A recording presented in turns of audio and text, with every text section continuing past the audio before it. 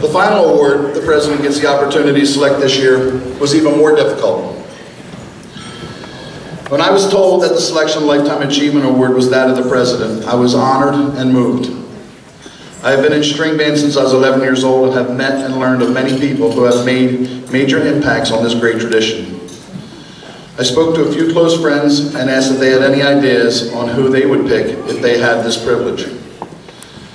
I then started thinking of what the perfect mummer would be like. Someone who keeps in mind why they became a mummer, why they put on the costume, and why they paraded in the cold of winter, the heat of summer, and just for the love of it.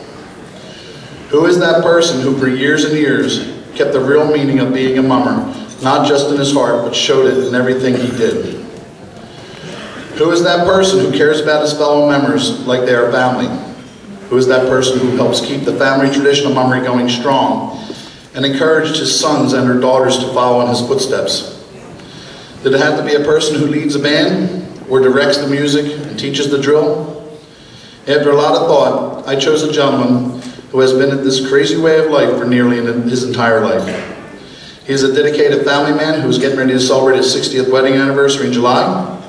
He has 3 sons that march with him and 3 grandsons who do as well.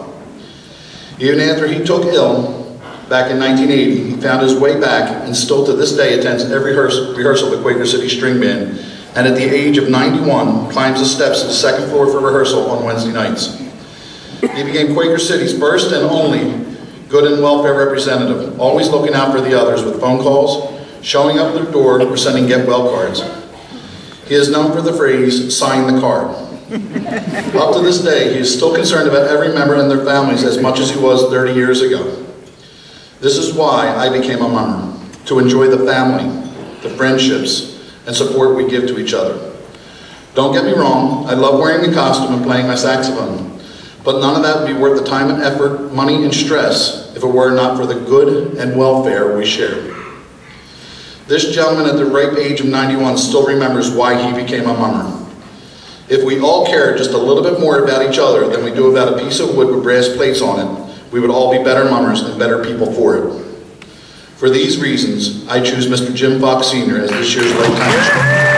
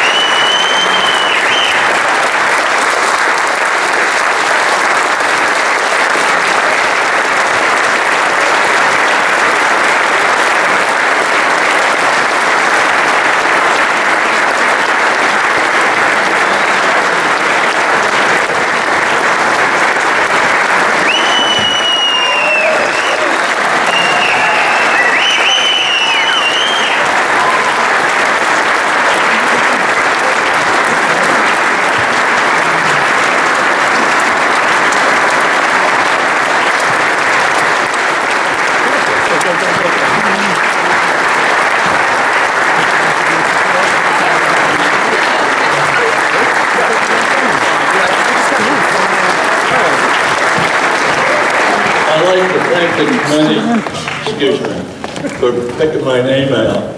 But I'm afraid that given you missed the vote there should be a lot more names to that plaque to buy. Thank you very much.